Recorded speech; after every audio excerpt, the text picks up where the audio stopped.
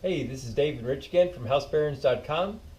Today we're going to show you some nut and bolt storage ideas. We're going to show you how to take care of that nut and bolt overflow that you might have going on in your garage. If you do any kind of work like we do, very quickly your garage becomes a collection of all kinds of nails and screws and nuts and bolts, and the problem becomes, how do you find them when there's this big collection but there's no real organization? Today we're going to get organized. We're going to show you a solution where you can find the exact size nail or bolt or nut, whatever you're looking for, in a quick and neat manner, and take care of a lot of this mess.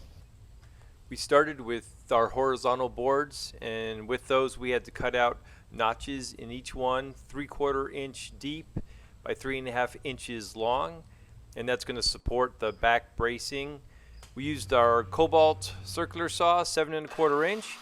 We also cut off 4 boards that would give us the vertical supports. Once the vertical supports were all cut, we then cut out the notches on each of the horizontal boards so that we could put the vertical boards in those notched places, and you'll see that in just a bit. And that provides a lot of stability for the shelving so it doesn't twist and turn. For this project I used the ball canning jars. They're 16-ounce jars. They're just about the right size. And we're Amazon affiliates, so we'll put a link in the description below for you to grab that if you want. And we appreciate it when you use that affiliate link because it helps support our channel and keep us able to make videos. So thanks a lot. You can see here in the horizontal pieces, we started attaching the jar lids to the horizontal piece, and they were 3.5 inches apart. And we simply attached them with a screw going through a washer, and the screws were 1-inch screws, and the actual thickness of the horizontal boards is 3/4 inch, but by the time you get the lid and the washer and then the screw, it doesn't go through.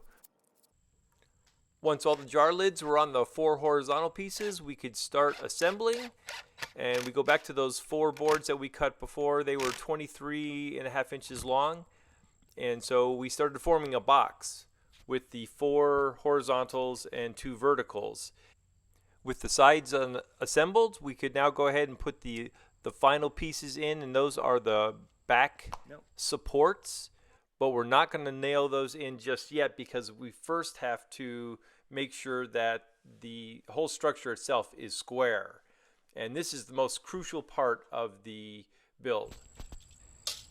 To be sure and get a square box rather than, like, say, a trapezoid, you want to make sure the diagonal measurement is identical on both sides. So you go from corner to opposite corner, and then corner to corner on the other way. And here you can see I'm about a 1/2 inch off, and so that means one side's longer than the other. And so if I just go ahead and press on it and push it over a little bit, it's got enough give to it, and now you can go ahead and check again the measurement. And the goal is to get closer and closer each time till both those diagonal measurements are the same. So I did the measurements, diagonal measurements again the second time, and they came out just a little bit off. So I stood on one corner and gave the other corner a little bit of a kick, and I'm just trying to barely move it. And this time I got to 54 7/8 measurement on the diagonal on both sides, and that let me know that that whole setup is square. Now that it's square, you want to make sure not to move anything. Just keep the whole shelving unit completely still. Pre-drill your holes on the outside corners first just to anchor everything together. And then once all those are pre-drilled, we'll screw in screws in the middle sections as well. And the whole time not moving anything. And once you get all these screws in, it's solid as a rock. It's ready to go and be hung. All right, the last thing we needed to do was to make sure it was good and level on the wall. And then we knew we could screw into this side wall with those screws right there. And then the other part that was necessary was to take this stud finder, and that shows us that there's a stud right there at the end. And when you look up,